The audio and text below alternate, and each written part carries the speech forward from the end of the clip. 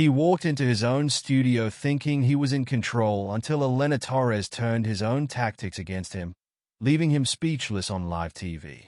The cameras blinked red, and the sleek, modern set of the Pulse buzzed with anticipation. The show, known for its razor-sharp interviews and unflinching host, drew audiences eager for drama.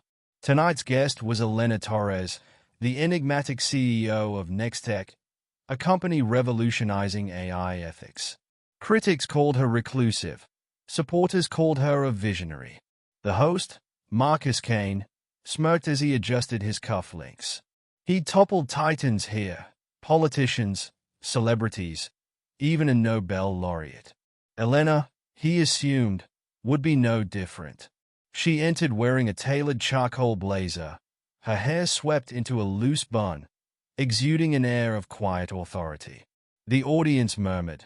This was her first live interview in years.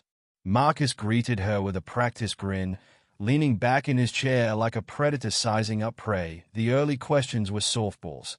Nextech's growth has been astounding. What's next? Elena answered succinctly, her voice steady. We focus on integrity, not just innovation. Marcus nodded, feigning interest. But his eyes gleamed. He was biding time. 20 minutes in, Marcus pounced. Your ethical AI mantra, isn't that just PR? Critics say Nextech's algorithms still exploit user data. The audience stiffened.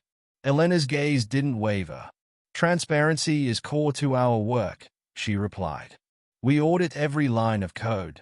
Marcus chuckled, tapping his pen, a telltale sign he was moving in for the kill. Come on, Elena. Your last CFO quit over ethical concerns. Sounds like internal chaos. He flashed a conspiratorial grin at the audience, inviting them to join his doubt. Elena leaned forward, her tone glacial. You're referring to Clara Ruiz? She left to lead a non-profit protecting children's data, a cause we fund. Should I apologize for that? A beat of silence. Marcus faltered, but pressed on.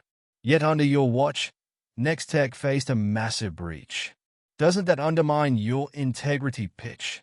The studio lights felt hotter. Elena steepled her fingers. That breach exposed vulnerabilities industry-wide. We fixed it in 48 hours and shared solutions freely. Your show covered that. Marcus, a flicker of unease crossed his face. He'd forgotten his own headlines. Seizing the opening, Elena turned the lens. You question ethics, yet the Pulse runs segments sensationalizing data fears for clicks. Where's your integrity?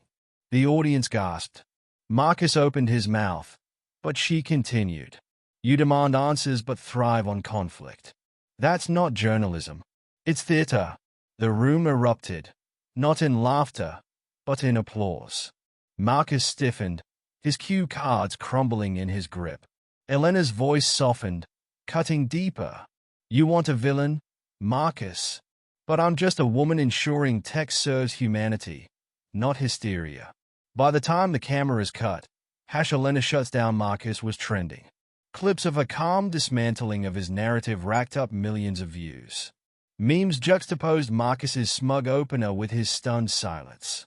Tech forums dissected her every word, while media watchdogs skewed the Pulse's sensationalism. Marcus skipped his post-show cocktail hour, uncharacteristically quiet. Elena, meanwhile, gave a single tweet. Ethics aren't a soundbite. They're a practice. In days, donations to data privacy nonprofits surged. Nextech's stock soared. And Marcus?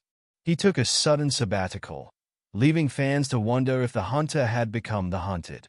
Elena Torres didn't raise her voice. She didn't need to.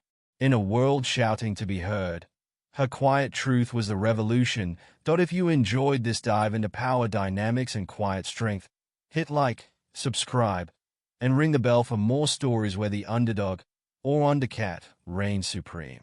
Drop a comment. Who should outwit the media next?